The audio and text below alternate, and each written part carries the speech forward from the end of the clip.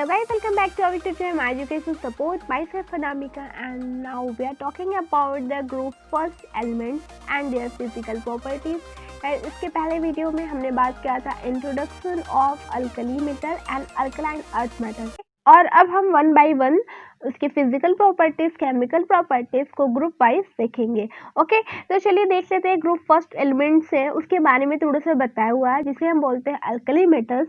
Alkali metals जो होते हैं वो उनकी जो प्रॉपर्टीज होती है ना, जैसे जैसे उनके एटॉमिक नंबर बढ़ते जाते हैं वैसे वैसे उनकी फिजिकल और केमिकल प्रॉपर्टीज क्या होती है, इंक्रीज या डिक्रीज होती जाती है। The atomic, physical and chemical properties of alkali metal are discuss below. तो चलिए अब देख लेते हैं कि कौन कौन सी उसकी केमिकल प्रॉपर्टीज हैं, क्या उसकी फिजिकल प्रॉपर्टीज है। तो गाइस, सबसे पहले बात क्या हुआ है इलेक्ट्रॉनिक कन्फिग्रेशन का। तो अल्कली मेटल्स के इलेक्ट्रॉनिक कन्फिग्रेशन की बात करें तो हमने आपको बताया था प्रीवियस वीडियो में कि उसके लार्ज शेल में जो इलेक्ट्रॉन होते हैं वो होते हैं NS1, ठीक है, यानी कि S ऑर्बिटल में 1 इलेक्ट्रॉन होते हैं। ओके, और जितने भी पीरियोडिक टेबल के एलिमेंट्स होते हैं वो नोबेल गैस के कन्फिग्रेशन को पाना चाहते हैं, बिकॉज ऑफ उसका एक अपना कांस्टेंट स्टेट हो जाता है। ठीक है, the loosely held S electron in the outer most valence shell of this elements make them the most electropositive elements.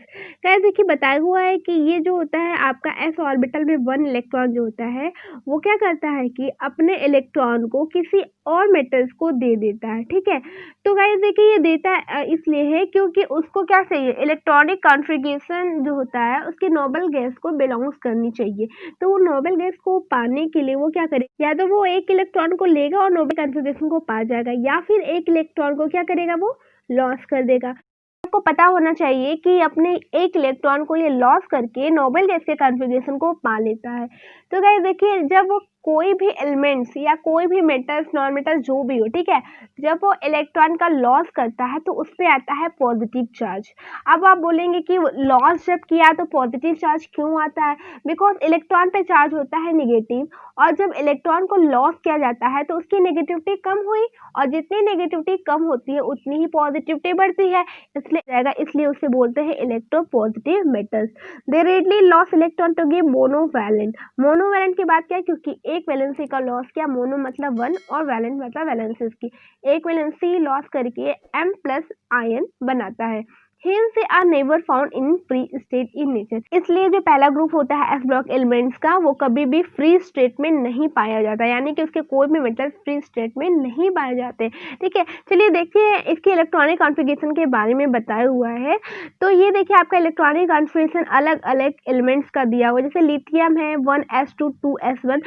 तो इलेक्ट्रॉनिक कॉन्फ़िगरेशन हालांकि आप अच्छे से पढ़े होंगे, तो लिथियम का एटॉमिक नंबर होता है 3। इस वजह से अगर उसका कॉन्फ़िगरेशन करेंगे तो एक S ऑर्बिटल में 2 और दूसरे 2s पे 1 आएगा।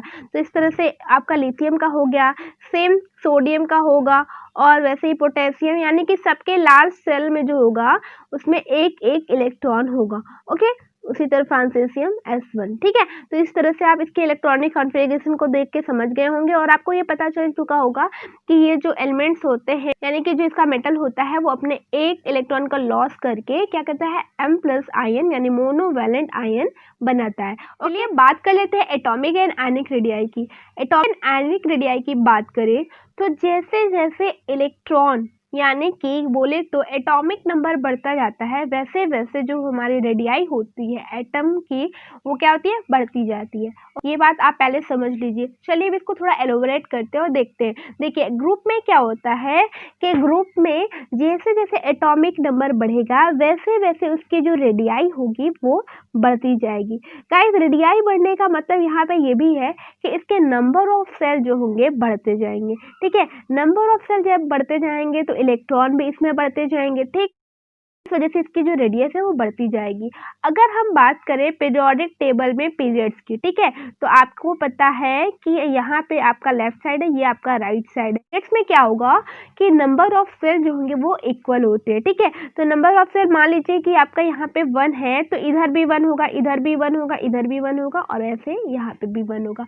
ओके, अब क्या करेंगे कि एटॉमिक नंबर तो बढ़ेगा ना, जैसे यहाँ पे लिथियम है तो यहाँ पे तो होगा ही इसका, ठीक है, एटॉमिक नंबर कुछ और होगा। ठीक है, वैसे वैसे अगर हम लेफ्ट टू राइट जाए तो एटॉमिक नंबर बढ़ता है, लेकिन नंबर ऑफ सेल क्या है, सेम है। जैसे जैसे एटॉमिक नंबर बढ़ेगा तो इलेक्ट्रॉन भी बढ़ते जाएंगे। तो नंबर ऑफ सेल तो एक ही है, इसकी वजह से इलेक्ट्रॉन अगर इसमें बढ़ेंगे तो क्या होगा, साइज क्या होगी इसकी, छोटी होगी। ठीक है, इसकी साइज क्या होगी, छोटी होगी। और अगर सेल यही बढ़ता रहता तो इसकी साइज भी बढ़ती रहती। तो इस वजह से अगर एटॉमिक रेडियाई की बात करें, जो कि आपका ग्रुप फर्स्ट एलिमेंट है, तो उसमें क्या होता है कि लेफ्ट टू राइट जाने में एटॉमिक रेडियाई आपकी घटती है, और ग्रुप में क्या होता है, टॉप टू बॉटम जाने में एटॉमिक रेडियाई क्या होती है, बढ़ती है।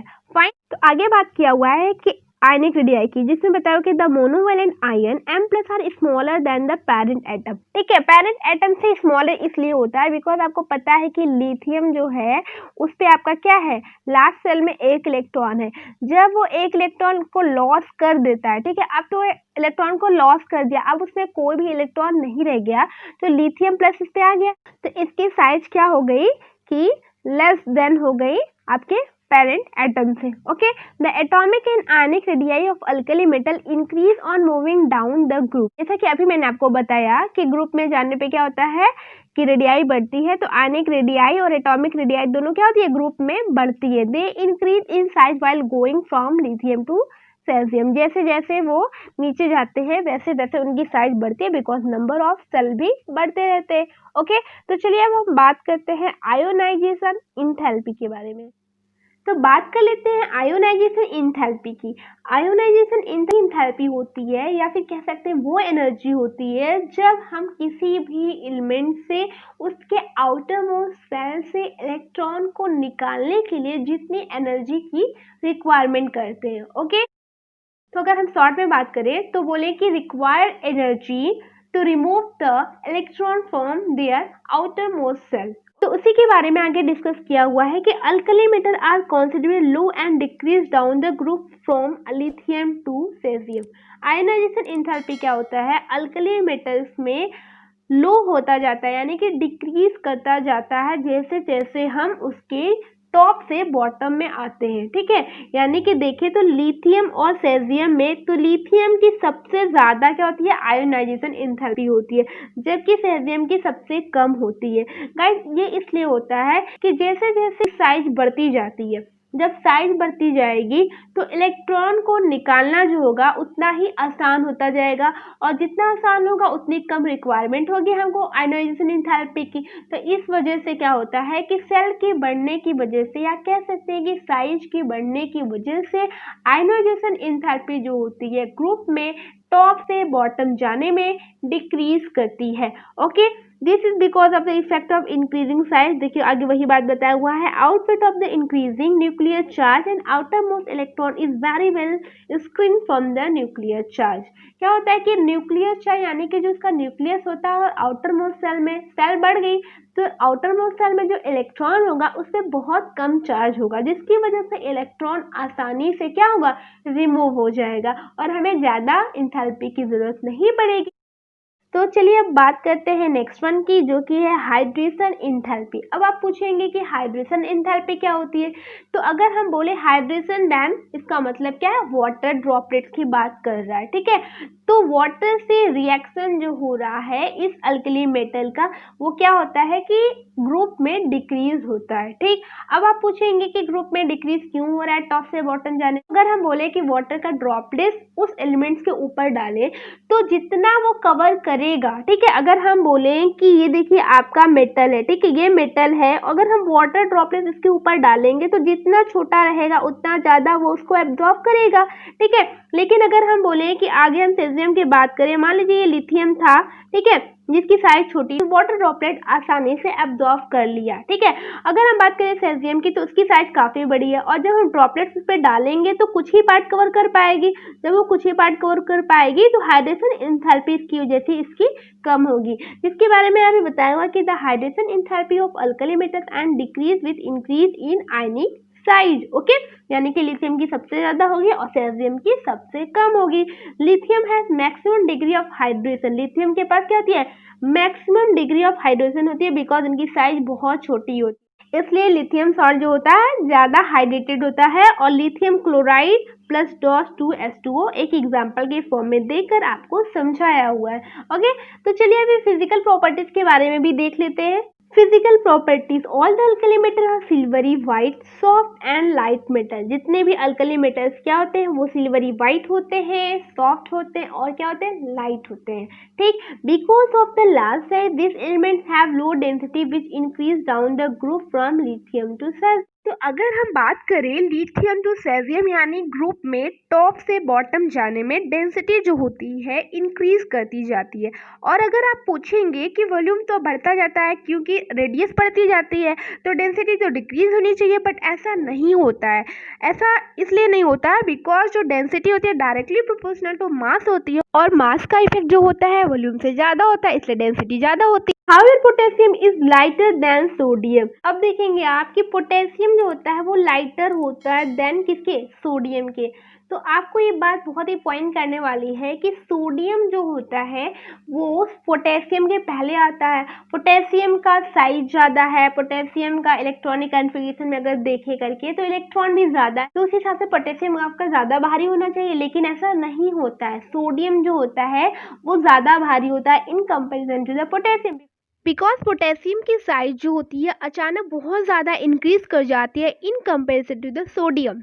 The melting and boiling points of the alkali metal are low, indicating weak metallic bonding due to the presence of only a single valence electron in them. तो इस paragraph में बताया हुआ है मेल्टिंग और बॉइलिंग पॉइंट के बारे में। मेल्टिंग और बॉइलिंग पॉइंट जो होती है अल्कली मेटल की जो होती है वो लो होती है, ठीक है, indicating weak metallic bond due to the presence of only single valence electron in them. ठीक है, सिंगल इलेक्ट्रॉन के प्रेजेंस होने की वजह से इनका जो बॉन्ड होता है वो काफ़ी वीक होता है। आपको पता है कि वैलेंस शेल में सिर्फ एक इलेक्ट्रॉन होता है और एक इलेक्ट्रॉन है तो एक ही इलेक्ट्रॉन की तो बॉन्डिंग कर सकता है ना। जब वो एक ही इलेक्ट्रॉन की बॉन्डिंग करेगा तो सिंगल बॉन्ड बनेगा। सिंगल बॉन्ड ही रीजन होता है कि बॉयल करना और मेल्ट करना ज़्यादा ईजी हो जाता है। इस वजह से इनकी मेल्टिंग और बॉइलिंग पॉइंट क्या होती है, आपकी लो होती है। तो I hope you are getting my point. And the next paragraph is that the alkali metals and their salts impart characteristics colour to an oxidising flame. तो अल्कली मेटल्स और उनके सॉल्ट जो होते हैं वो कलर क्या करते हैं, कलर इमिट करते हैं जब उनको हम फ्लेम पे ऑक्सीडाइज करवाते हैं या कह सकते हैं बर्न करवाते हैं। This is because the heat from the flame excite the outer most orbital electron to higher energy level. ऐसा इसलिए होता है कि जो उसके आउटर मोस्ट सेल में जो इलेक्ट्रॉन होते हैं जो कि लूजली बाउंड होते हैं वो आसानी से क्या होते हैं, हायर एनर्जी लेवल में जंप कर जाते हैं, जिसकी वजह से जंप तो कर जाते हैं लेकिन वो वहाँ ज़्यादा टाइम तक नहीं रुकते और फिर से वो वापस जब अपने सेल में आते हैं तो वहाँ से कुछ रेडिएशन इमिट होती है। ठीक है, इस इमिशन की वजह से ही वहाँ पे कुछ लाइट प्रोड्यूस होती है जो कि काफ़ी विजिबल होती है और इसकी वजह से ही ये कलर क्या होते हैं, स्कैटर करते हैं। जैसे कि यहाँ पे पैराग्राफ में बताया हुआ है कि when the excited electron comes back to the ground so there is emission of radiation in the visible region as given below। अब देखिए यहाँ पे अलग अलग जो आपके एलिमेंट्स दिए हुए हैं उनके कलर के साथ में बताया, जैसे लिथियम है क्रिम्सन रेड है, सोडियम येलो और पोटेशियम वायलेट और वैसे ही आपके रुबिडियम रेड एंड वायलेट और सेजियम ब्लू कलर। ओके, अब उनका यहाँ पे वेवलेंथ के साथ में बताया हुआ है। तो ये रहा छोटा सा एंट्रेंस के बारे में और देखते हैं alkali metals can therefore be detected by the respective flame test and can be determined by flame photometry और एटॉमिक एब्जॉर्प्शन स्पेक्ट्रोस्कोपी। इनके द्वारा इनके कलर को क्या होता है, देखा जाता है और समझा जाता है। This elements when irradiated with light the light energy absorb may be sufficient to make an atom loss electron. जब ये एलिमेंट इरेडिएट होते हैं यानी कि दोबारा रेडिएट होते हैं लाइट के साथ, तो वो रेडिएशन जो होती है लाइट की ना वही इनके लिए सफिशिएंट होती है जिसकी वजह से वो इलेक्ट्रॉन को क्या करते हैं, लॉस कर देते हैं। ओके, तो ओवरऑल ये रहा। और चलिए हम इसके फिजिकल प्रॉपर्टीज के बारे में थोड़ा सा और देख लेते हैं। देखिए फिजिकल प्रॉपर्टीज के बारे में बताया हुआ है कि एटॉमिक नंबर, हालांकि आपको पता है कि एटॉमिक नंबर ग्रुप में क्या होता है, बढ़ता जाता है। ठीक, टॉप टू बॉटम की बात कर रहा है, ग्रुप की बात कर रहा है। ठीक है, यानी कि आपका पहला ग्रुप है एस ब्लॉक का अल्कली मेटल, उसके बारे में बताया हुआ है कि एटॉमिक नंबर क्या होता है, आपका बढ़ता जाता है ग्रुप में। ठीक, एटॉमिक मास की बात कर रहा है, एटॉमिक मास भी आपका क्या हो रहा है, बढ़ रहा है ग्रुप में। इलेक्ट्रॉनिक कॉन्फ़िगरेशन की बात करता है तो इलेक्ट्रॉन की लास्ट सेल में सबके पास एक एक इलेक्ट्रॉन है जो कि आपका s ऑर्बिटल है। आयनाइजेशन एंथैल्पी की बात करता है तो अभी आपने क्या पढ़ा, आयनाइजेशन एंथैल्पी उनकी डिक्रीज करती जाती है बिकॉज साइज इंक्रीज करता जाता है और नंबर ऑफ n सेल भी तो इसके क्या होते हैं, बढ़ते जाते हैं, तो उसकी वजह से इलेक्ट्रॉन को रिमूव करना आसान होता जाता है। इस वजह से आयनाइजेशन एंथैल्पी क्या होती है, ग्रुप में आपकी डिक्रीज करती जाती है। तो डिक्रीज का सिंबल मैं ऐसे दिखाती हूँ और इंक्रीज का सिंबल मैं कैसे दिखाती हूँ, आपको ऐसे दिखाती हूँ, ठीक है। अब चलिए हाइड्रेशन एंथैल्पी की बात कर रहा है, क्या देखिए hydration enthalpy because of electron का वहां पे लॉस होके हो रहा है, यानी एनर्जी रिलीज हो रही है, इस वजह से ये जो आप यहाँ पे ये मत समझिएगा कि यहाँ पे एनर्जी जो होती है इंक्रीज हो रही है। अगर देखिए तो ये एनर्जी जो होगी आपका क्या होगा, डिक्रीज हो रही है, ठीक है। यानी कि सबसे ज़्यादा आपका लिथियम का होगा, इसके बाद आपका नेक्स्ट वन का यानी सोडियम का होगा, देन पोटेशियम, फिर नेबेडियम एंड ऑल। ओके, चलिए मेटॉलिक रेडियस की बात कर लेते हैं। मेटॉलिक रेडियस क्या होगा आपका, ग्रुप में इंक्रीज करता जाएगा। ओके, वैसे ही आयनिक रेडियस की बात कर लेते हैं तो आयनिक रेडियस भी क्या होगा, इंक्रीज करता जाएगा बिकॉज उनकी साइज बढ़ेगी तो इलेक्ट्रॉन का लॉस करना आसान होता जाता है, ठीक है। तो आयनिक रेडियस भी क्या होगा आपका, इंक्रीज करता जाएगा, ठीक। अब बात करते हैं melting point and boiling point की, जो कि अभी अभी मैंने आपको बताया।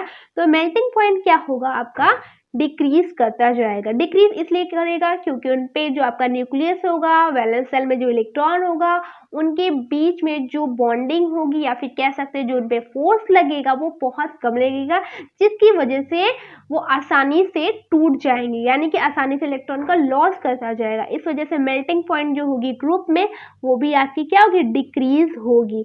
बॉइलिंग पॉइंट की बात कर लेते हैं, वो भी क्या होगी आपकी, डिक्रीज होगी, यानी लिथियम की सबसे ज्यादा होगी और सेजियम की सबसे कम होगी। तो बात कर लेते हैं हम यहाँ पे डेंसिटी की। अगर डेंसिटी को देखें तो हालांकि मैंने आपको अभी बताया था कि density is equal to mass upon volume होता है, लेकिन डेंसिटी ओवरऑल यहाँ पे डिपेंड करता है किस पे, मास पे डिपेंड करता है, ठीक है।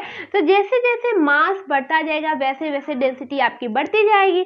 ओके, तो देखिए डेंसिटी जो होगी लिथियम की जो होगी कम होगी और सेजियम की सबसे ज्यादा होगी। तो लिथियम की तो कम है, फिर इसके बाद 0.97 जो कि आपका सोडियम का है ना। चलिए मैं इसको और अच्छे से आपको दिखा देती हूँ। यहाँ पे देखिए आपका, आप ऊपर से ये भी देखते रहिए ताकि आपको अच्छे से समझ में आता रहे, ठीक है। तो वैसे आपका सोडियम जो होगा यहाँ पे 0.97 है, ठीक। फिर बात कर पोटेशियम की, गाइस देखिए पोटेशियम की डेंसिटी जो है यहाँ पे कम हो गई है।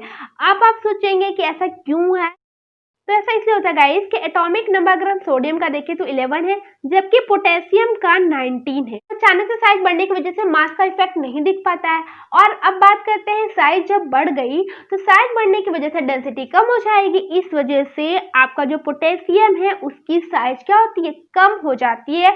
बाकी ऑर्डर वही रहेगा कि डेंसिटी जो होगी आपका बढ़ती जाएगी, यानी कि यहाँ पे लिथियम का है, इसके बाद फिर ये और ये ऐसे आगे बढ़ती चली जाएगी, ठीक। अब बात कर लेते हैं स्टैंडर्ड पोटेंशियल की। स्टैंडर्ड पोटेंशियल की बात करें तो टॉप टू बॉटम जाने में स्टैंडर्ड पोटेंशियल की वैल्यू क्या होती है, बढ़ती है, यानी कि इंक्रीज करती जाती है। और वैसे ही अक्रेंस इन लिथोस्फीयर में देखें तो सबसे ज्यादा क्या होता है आपका, लिथियम मिलेगा इस पूरे ग्रुप में, जबकि सबसे कम फ्रांसेसियम मिलता है, जबकि आप पढ़े थे कि इसकी सिर्फ कितने दिन की लाइफ होती है, 21 दिन की होती है, जो कि मैंने आपको प्रीवियस वीडियो में पढ़ाया था।